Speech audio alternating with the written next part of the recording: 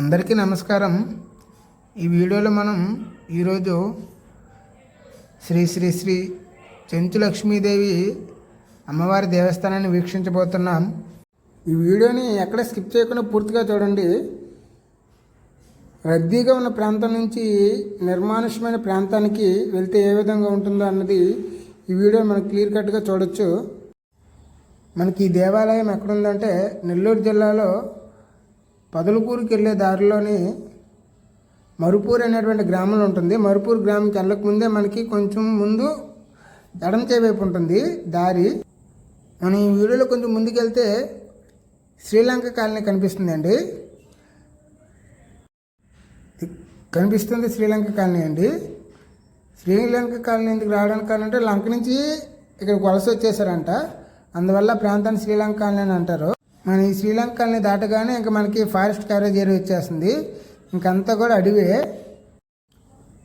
మనం వెళ్తుంటే దారిలో మనకి అటవీ శాఖ ఆధ్వర్యంలోని ఒక పార్క్ని ఏర్పాటు చేశారండి నెల్లూరులో. దానికి 10 రూపీస్ 20 రూపీస్ టికెట్ కూడా ఉంటుంది. ప్రతి ఆదివారం అక్కడ చూస్తే జనాభా ఎక్కువ వస్తారు. మీరు చూసినట్లయితే ఎటువైపు చూసినా సరే చెట్లు ఎక్కువ ఉంటాయండి.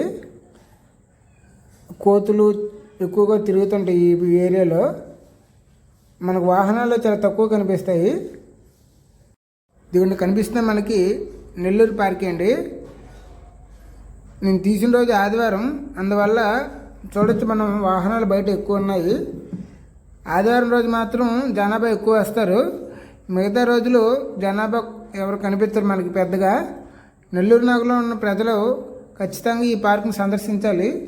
చాలా వరకు ఇక్కడ పార్క్ ఉందని చెప్పి నెల్లూరు ప్రజలకు ఎవరికీ తెలీదు. ఇది పదలకూరు రోడ్లో కనిపిస్తుంది మనకి. చూడొచ్చు జనాభా ఎంతమంది ఉన్నారో. లోపల పిల్లలకు ఆడుకోవడానికి అన్ని వస్తువులు ఉంటాయి. నెల్లూరు జిల్లాలో ఇంత పెద్ద పార్కు ఇంకెక్కడా లేదండి. ఇది ఒకటే ఉంది నెల్లూరు జిల్లాలో పెద్ద పార్కు. ఈ రోడ్లోనే మనకి మొక్కల పెంపకం కూడా జరుగుతుందండి. ఎక్కువ నర్సరీస్ ఎక్కువ ఉంటాయి. మనకి మొక్కలు ఇచ్చే అవకాశం కూడా ఉంది. ఇక్కడ అడిగితే మొక్కలు పెంచాలనుకున్న వాళ్ళు ఎవరైనా వచ్చి తెలిసిన వాళ్ళు ఉంటే ఇక్కడ మొక్కలు ఇస్తారు. ఈ రోడ్లో చాలా నర్సరీ ఫామ్స్ ఉన్నాయి. ఈ ప్రాంతం అంతా కూడా అడవి ప్రాంతం కదండి. ఈ అడవి ప్రాంతం శేషాచలం కిందకు వస్తుందని అనుకుంటున్నాను. అదేవిధంగా మనం రోడ్లో వెళ్తుంటే మనకి సైన్ బోర్డులు కూడా కనిపిస్తాయి. అటవీ శాఖ వారి సైన్ బోర్డులు.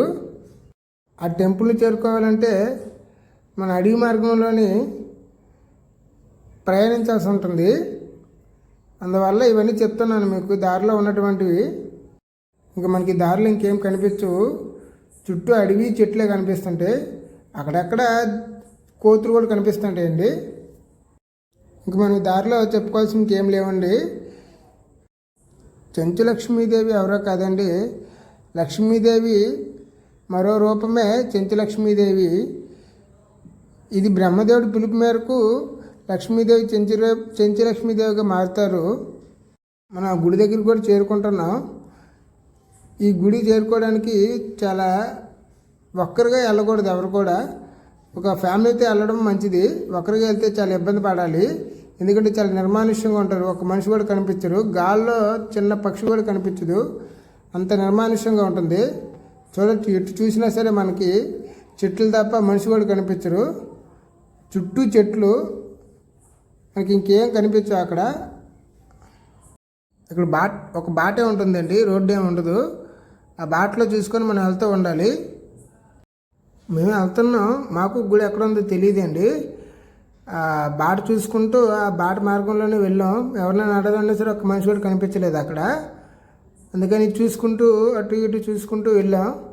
దారిలో మనకి సమాధులు కూడా కనిపిస్తాయండి అక్కడే పక్కన. వెళ్ళేటప్పుడు కొంచెం జాగ్రత్తగా వెళ్ళండి. చూస్తున్నారు కదా, ఏ పక్క చూసినా సరే విశాలమైన ప్రాంతం తప్ప మనుషులు కనిపించరు ఎవరు కూడా. చెట్లు, ఖాళీ ప్లేస్, ఈ రెండు తప్ప ఏం కనిపించవు. ఈ వీడియో మొత్తం కొంచెం కట్ చేయొచ్చు. కాకపోతే ఎవరైనా వెళ్తే ఈ దారి నుంచి ఈ వీడియో చూసి వెళ్తారేమని చెప్పి ఈ పూర్తి వీడియో పెడుతున్నాను. ఈ బాట ఎలా ఉంటుందని ఈ దారిని చూసుకొని వెళ్ళొచ్చు ఎవరైనా వెళ్ళేవాళ్ళు. ఎట్టకేలకు మనం దేవాలయం దగ్గరికి వచ్చేసామండి. చూస్తున్నారు కదా, కనిపిస్తున్నదే దేవాలయం. చుట్టూ అడవి, ఆ అడవి మధ్యలో చిన్న గుడిలా కట్టుందండి. అక్కడ మనుషులు ఎవరైనా ఉంటారో ఆ గుడి గురించి తెలుసుకుందామంటే ఎవరూ లేరు. గుడి దగ్గర చేరుకున్న తర్వాత గుడికి ఎదురుగా బోర్డు పెట్టేస్తుందండి. ఆ బోర్డు చూడబోతే ఇక్కడ తిరణాలు జరుగుతాయని చెప్పి అర్థమవుతుంది. ఈ ప్రాంతాన్ని పరిశీలించినట్లయితే ఇక్కడ అమ్మవారికి మొక్కులు చెల్లిస్తారని అర్థమవుతుంది. ఇక్కడ సంవత్సరానికి ఒకసారి తిరణాలు జరుగుతాయని చెప్పి అయితే అర్థమవుతుంది ఇక్కడ చూడబోతే ఈ బోర్డుల వల్ల.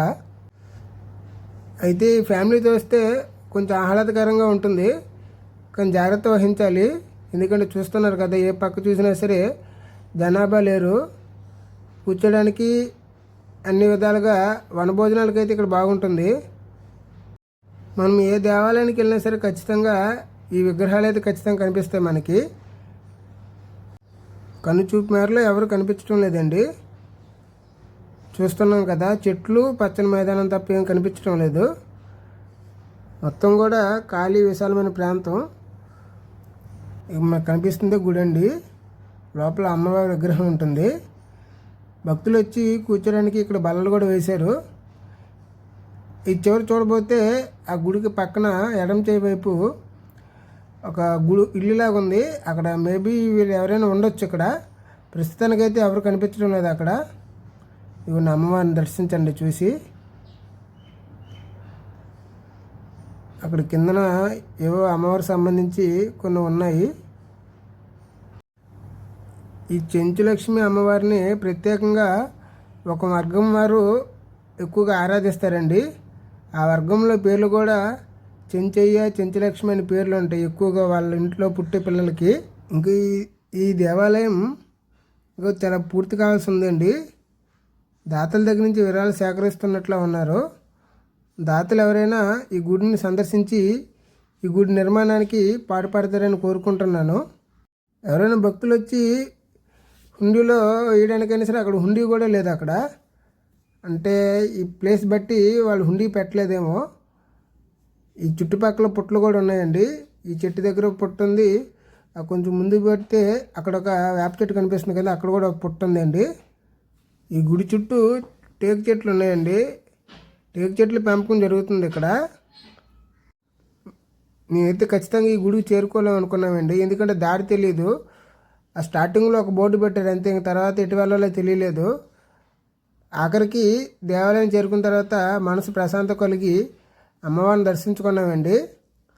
అమ్మవారిని చూడగానే తెలియని కొత్త అనుభూతి కలిగింది నాలో. చూస్తున్నారు కదండి, ఇటువంటి మంచి మంచి వీడియోలు మరెన్నో వీడియోలు తీసి ఛానల్లో అప్లోడ్ చేస్తాను.